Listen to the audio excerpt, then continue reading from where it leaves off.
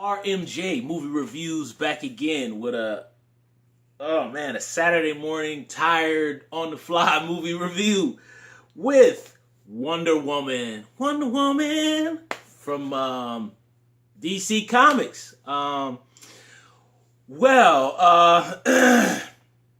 me start out by saying, as a child of the 80s, for the 100 millionth time, I used to watch Super Friends back in the day. Those of us who are old enough, who are, maybe 30s, 40s, remember that cartoon called Super Friends, which is AKA Justice League.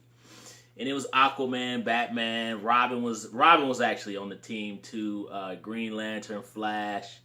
They had like a little doggy, Hawkman, whatever his name was. There was a bunch of other folks in it. I used to really enjoy that show.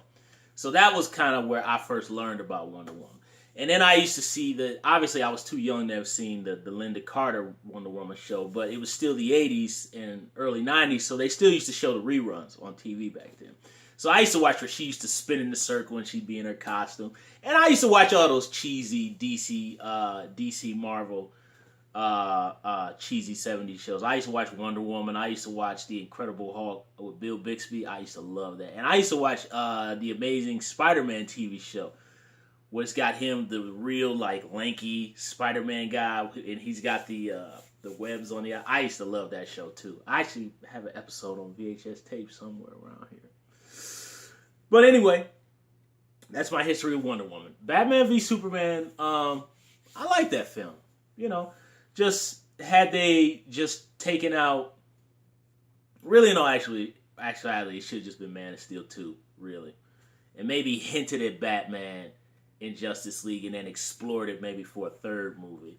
But, I think had they taken out the Justice League stuff and really would have kept the movie strictly, mostly Superman, special appearance by Batman, I think the movie would have been a little bit better. But I think because they tried to cram everything, I think that...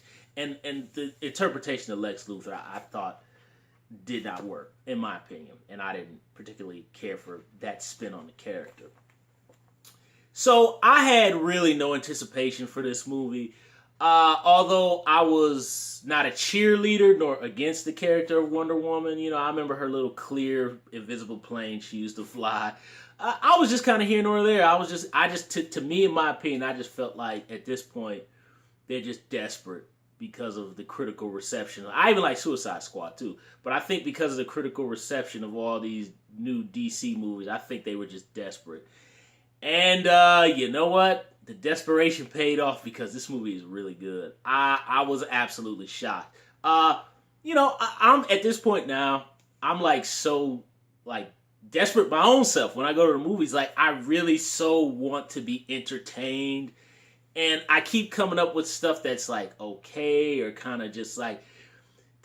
I don't get that spark anymore, that spark when I saw Terminator 2 or when I saw Jurassic Park back in 1993 or when I saw Face Off with Nicholas. Just movies where when you see them for the very first time, you're fully engrossed and excited and you're charged and you just leave the theater just high. I haven't experienced that. Because Alien Covenant was... But anyway, this movie was actually very good. I really liked it. Now, I'm not going to go on here and say, this is the greatest comic book movie ever. And it's the great... Out the new revamp of DC movies, hands down, it's the best. It's the best one out of all of them. There was clearly a lot more thought put into this film. The script is tighter. And I actually talked about this in a lot of my other reviews with these big summer blockbusters. It's streamlined. The story is simpler. Prime example. Everything does not have to be so overly complicated. You can be simple. You can do a Commando-style story. You kidnap my daughter. I got to go get her. You can do something that's that simple. It does not have to be all this overly complicated Batman v Superman tie into this and that and the next movie and the other, and just keep it simple. And I love that this story is very simple. Wonder Woman is of the Amazon. She comes from this distant little world World War II is going on Earth. I believe it's World War II is going on Earth. They believe in making peace throughout the world. That's what the Amazon believe in. So Wonder Woman believes that it's her duty to stop the God who created all death and destruction and horrible things. She believes he's at work again. So she wants to go to the real world to put a stop to him because it's wrong. Bam, that's your movie. You don't need all that other complicated nonsense. That's simple. And what I also like is that the story is streamlined and it's simpler. Cool. And it's a story with momentum where it's constantly building. And they're physically moving throughout the story. That's something I haven't come into in Contact in a while. Is a movie where like they go on a journey. You know what I mean? And that's one thing that I like is that this movie not only has a sense of scale, which I felt the first Avengers movie really did have that epic summer scale feel to it. But it's been a while where I've seen a summer movie, because yeah, we got all the Marvels and the Civil Wars and all that, which all that stuff is great. But it's been a while since I've seen a movie that has a sense of adventure to it. You know what I mean, guys? Like those sword and sorcery movies from the 80s, the better ones, not the Red Sonja ones. But although I will say, watching this movie, I did kind of feel like elements of like Brigitte Nielsen, Red Sonja in here. Those of us who remember that movie, I kind of did feel a little bit of that in here, which was fun. Brought back nostalgia for me. You know, I love the stuff with the riding on the horseback and stuff. This really reminds me a lot of the 80s fantasy movies. And according to what I heard from another reviewer, the director of this film was a big cheerleader for Christopher Reeve, Richard Donner, Superman, the movie, the original movie. And you can really feel that here because there's a lot of Richard Donner's film sprinkled throughout this. Not only in the way the story is told, it really has that good mix, which I think the Donner Superman movie had, where you have, it's very told lightheartedly. And kind of, there's little sprinkles of like, kind of slightly goofball comedy, but it's handled maturely. You know what I mean? There's mature, sensual, adult elements sprinkled in there. And I really like that. The banter between Chris Pine and Gal Gadot, I think is her name. Oh, fantastic chemistry. Matter of fact, their chemistry very much reminds me of Christopher Reeve and Margot Kidder in here. They have a really good chemistry.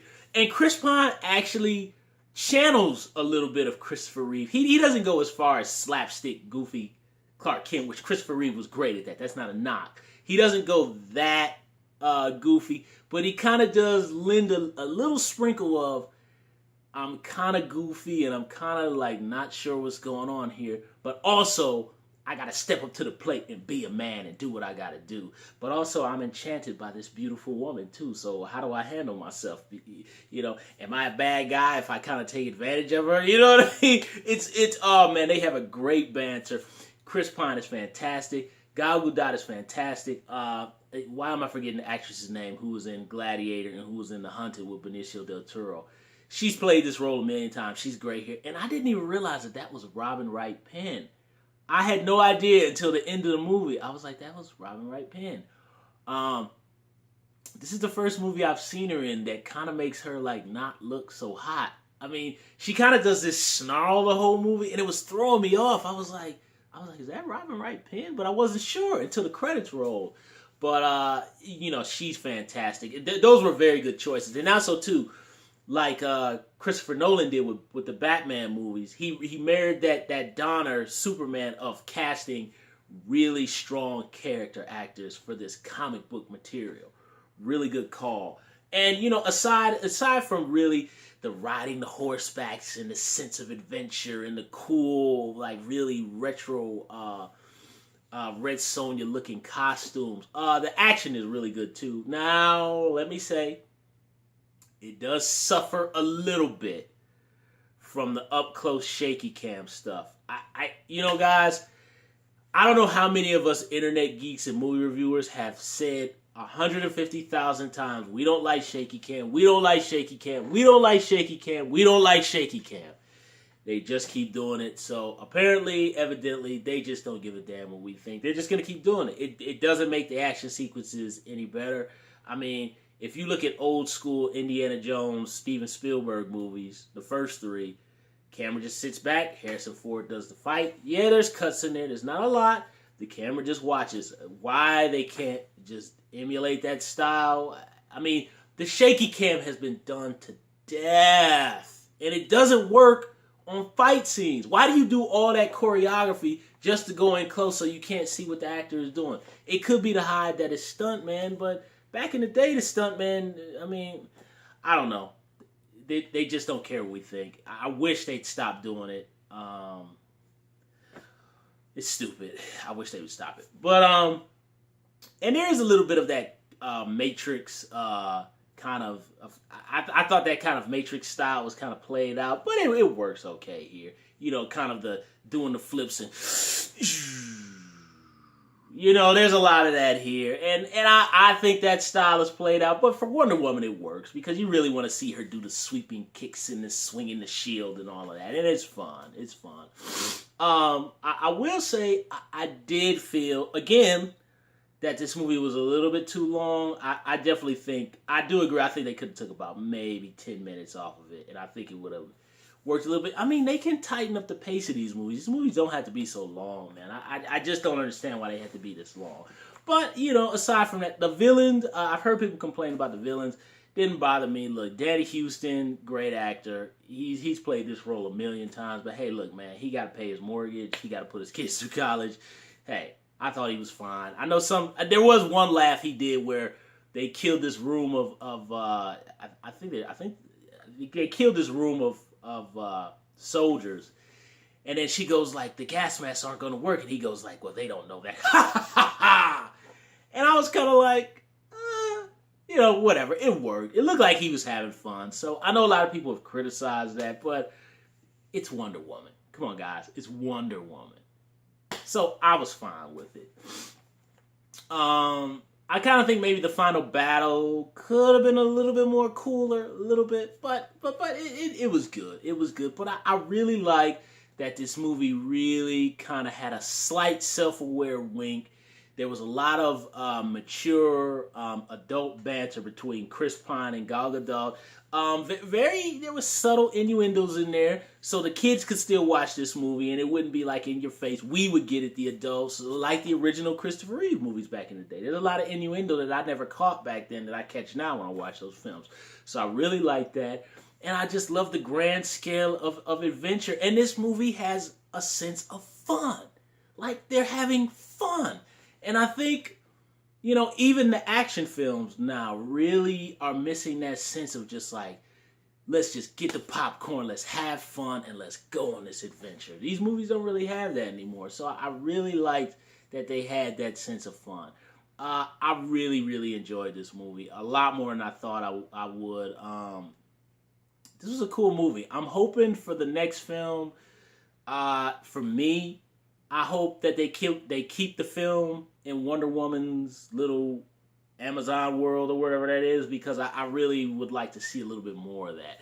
And one key thing I'd like to add in is that of course there is a lot of CGI here, but they really scaled back. Like when I watched Pirates 5, there's so much CGI that I was just numb. I like here that the CGI here only serves to enhance little pieces. They don't go overboard with it. This is mostly kind of, well, as far as you can ground Wonder Woman in reality. So I love that the CGI doesn't, it's not like Pirates where there's a worm on Johnny Depp's shoulder, his beard is CGI, his eye is CGI, the cherry sitting on is CGI, the sky is CGI, the boat is CGI. It doesn't go that far. There are real elements in here. So I like that they scaled that back. And I like that a lot with the action, at least as with the finale comes, there's two people. Wonder Woman versus the bad guy. That's it. It's not Wonder Woman versus 5,500 people and she's fighting. I can clearly see Wonder Woman is here. He is there. There are two people fighting. Thank you for that and pulling it back, because we all know when Transformers The Last Night comes out, There's gonna be things flying, and I'm gonna be like, oh my god, my head hurts. So I like that they pulled that back a little bit. Very good call. This was a fantastic movie. It was so much fun. I thoroughly enjoyed Wonder Woman.